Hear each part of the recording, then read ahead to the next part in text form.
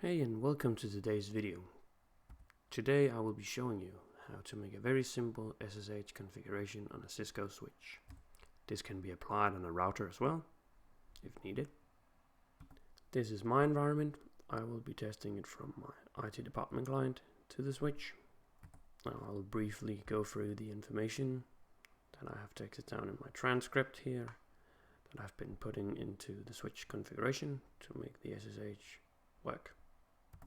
First of all, the switch needs a host name and a domain name and an IP address.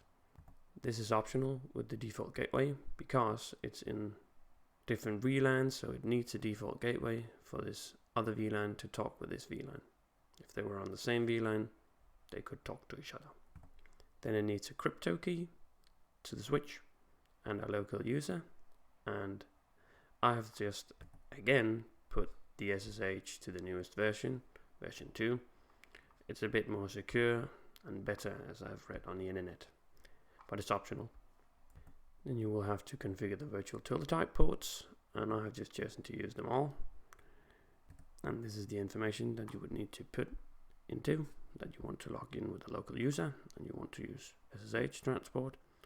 Locking synchronize is just for you if this happens new information on the router, switch in my example.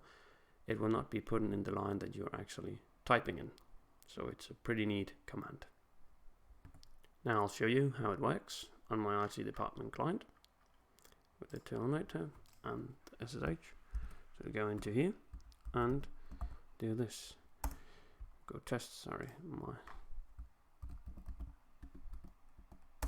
we're in. That's about it.